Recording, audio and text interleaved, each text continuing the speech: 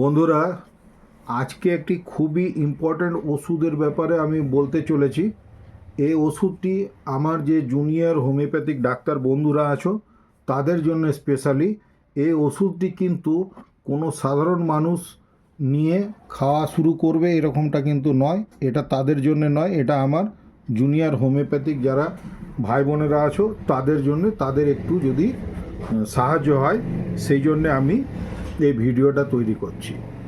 Bacillinum, এই ওষুধটির নাম হচ্ছে ব্যাসিলিনাম। এই যে দেখছো এই ওষুধটি ব্যাসিলিনাম, এটি 200 এই কারণে দেখালাম যে এই ওষুধগুলি আরও কিছু বলবো, ব্যাসিলিনাম, ভাইরোলিনাম, ম্যালেন্ড্রিনাম, এই টাইপের কিছু কিছু ওষুধ আছে যেগুলি 200 থেকেই ব্যবহার করা উচিত। তারপরে হচ্ছে 1M, তাহলে 200 এবং 1M, এবং এইগুলি কিন্তু একবারে কোনো ডাক্তারের পরামর্শ ছাড়া কিন্তু খাওয়া চলবেই না। কেন কী ধারা সেগুলো বোঝাতে পারবো না, কেননা ওইগুলো হলে বোঝাতে গেলে অনেক ভিডিও লম্বা হয়ে যাবে। তো যাই হোক, এই ওষুধগুলি আমি বলেছি যে কিছু কিছু ওষুধের নাম বলবো আমি, যেগুলো সাধারণ মানুষেরা ব্যবহার করতে পারবে, আর কিছু ওষুধের নাম বলবো যেগুলো সাধারণ মানুষেরা কোনোভাবেই ব্যবহার করবে না। এগুলি পুরোপুরি ডাক্তারবাবুদের পরামর্শ ছাড়া ইউজ করা চলবে না। তার মধ্যে এই ওষুধটি একটি হচ্ছে ব্যাসিলিনাম।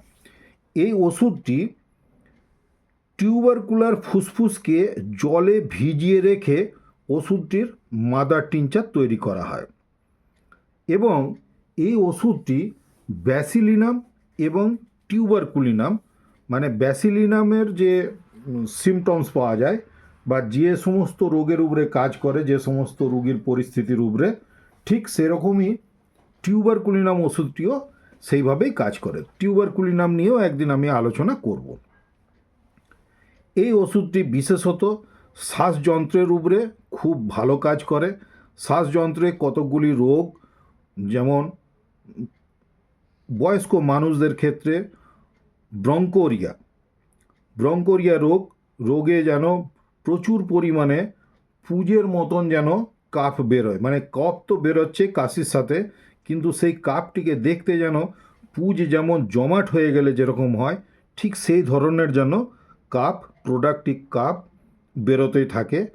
এই মতন অবস্থায় কিন্তু আমরা এই ব্যাসিলিনামের কথা ভাবতে পারি। ফুসফুসকে এ কিন্তু খুব পরিষ্কার রাখে। ব্যাসিলিনাম ওষুধটি ফুসফুসকে পরিষ্কার রাখতে সাহায্য করে। রাতে যদি শ্বাসকষ্ট হয় এবং খুবই দুর্গন্ধযুক্ত, যদি সর্দিটা যেটা বেরিয়ে আসে, কাফটা যেটা বেরোয়, সেটি যদি খুব দুর্গন্ধযুক্ত হয়, এছাড়াও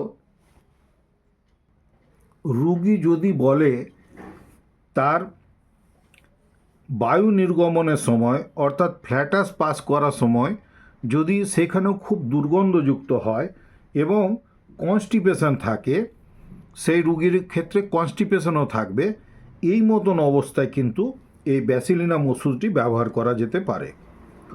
ফুসফুসে রক্ত জমার কারণে বা জমে থাকে বলে তার কিন্তু দুর্বলতা খুব হয়ে যায়।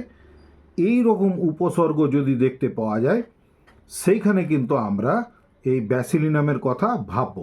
তাহলে ব্যাসিলিনামটি দিতে গেলে আমাদের কি কি উপরে, কিসের উপরে নজর দিতে হচ্ছে?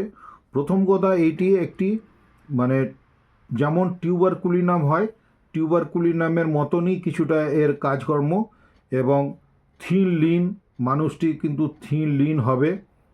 আচ্ছা, সে ইরিটেবল হবে, খুবই ইরিটেবল, অর্থাৎ রোগ ভোগ করতে করতে যা হয় মানুষের, খুবই বিরক্তিকর তার ভাব থাকবে, এবং ডিপ্রেসড হয়ে যেতে পারে। সে কিন্তু মানসিকভাবে যেন খুবই চিন্তাগ্রস্ত, রোগগ্রস্ত হলেই যা হয় আর কি।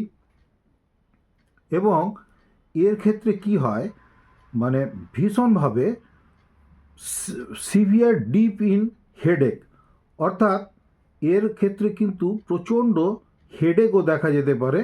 অ্যান্ড যদি স্কিনটা যদি ভালো করে এক্সামিন করা যায়, স্কিনের ক্ষেত্রেও এটি খুব ভালো কাজ করে আর কি। তো স্কিনের আমরা সিমটমস দেখে চেস্টের উপরে মেডিসিনটি আমরা দিতে পারি, কিন্তু আমরা তো সার্বিকভাবে পেশেন্টটিকে দেখব। সেই ক্ষেত্রে দেখা যাবে যে এই পেশেন্টের ক্ষেত্রে যেমন রিংওয়ার্ম, খুব রিংওয়ার্মের ইনফেকশন তার থাকতে পারে।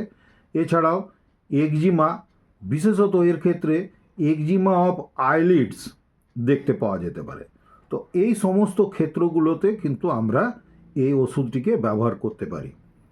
রেসপিরেটরি অর্গানের ক্ষেত্রে যদি আমরা খুব ভালো করে যদি বইয়ের ভাষায় বলতে চাই, তাহলে কি হবে, তার অ্যাজমা থাকতে পারে, আর মিউকোপুরুলেন্ট এক্সপেক্টোরেশন, যেটি আমি কিছুক্ষণ আগে বললাম যে তার যেন সর্দিটা এমন বেরোবে যেন চটচটে একদম মিউকোপুরুলেন্ট, পুজ জমে গেলে যেরকম একটা আকৃতি হয় সেই ধরনের তার ডিসচার্জ হবে। এবং এই মিউকোপুরুলেন্ট এক্সপেক্টোরেশন মানে ব্রঙ্কাইটিস পেশেন্টের ক্ষেত্রেই বেশিরভাগ দেখা যাবে। আমরা যদিও রোগের নাম নিয়ে অতটা ভাবি না, কিন্তু রোগের কথা তো বলতে হয়, কোন রোগের ক্ষেত্রে কি কি হয় না হয় সেগুলো জানতেই হয় ওই কারণে। তাহলে এটি কিন্তু ব্রঙ্কাইটিস রোগের ক্ষেত্রেই কিন্তু খুব বেশি মাত্রায় এটি ইউজফুল। তো বন্ধুরা, আমার মনে হয় যে এই ভিডিওটির দ্বারা তোমরা অল্প বিস্তর কিছুটা ব্যাসিলিনাম সম্পর্কে জানতে পারলে। এখন ব্যাপার হচ্ছে যে খুব বড় ভিডিও করলে তো মানে তোমরা দেখবে না, তো অল্প অল্প ছোট্ট ছোট্ট আমি সিমটমসগুলো দিয়ে বুঝালাম।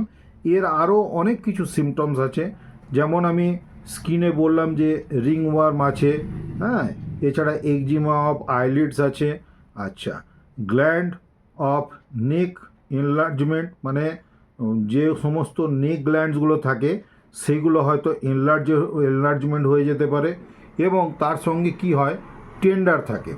টেন্ডার মানে ছুতে দেবে না, ছুতে গেলে সে ব্যথা অনুভব করবে। এমনও হয় পেশেন্টের ক্ষেত্রে যে তার গলাটা হয়তো বাইরের দিক দিয়ে ফোলা আছে, দেখতে পাওয়া যাচ্ছে, সে ফোলা যদি ছুতে যাওয়া হয়, দেখতে যাওয়া হয় যে ব্যথা আছে, জিজ্ঞেস করতে গেলে সে সরিয়ে নেবে মুখটিকে।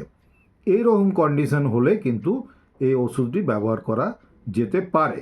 এবং সবচেয়ে বড় ব্যাপার যেটা, যদি টিউবারকুলোসিস কারো ডায়াগনোসিস হয়ে গিয়ে থাকে একদম, তাহলেও কিন্তু সেই ক্ষেত্রে যদি এই সিমটমসগুলো কিছুটা যদি ম্যাচ করে যায়, অর্থাৎ সাদৃশ্য যদি সমান সমান হয়ে যায় সিমটমসগুলির সঙ্গে, আমাদের যে সাদৃশ্য বৈশিষ্ট্য দেখে আমরা যে ওষুধ দিই, চিকিৎসা করি, এইগুলো যদি পাওয়া যায়, তাহলে কিন্তু আমরা এই ব্যাসিলিনাম ওষুধটির কথা ভাববো।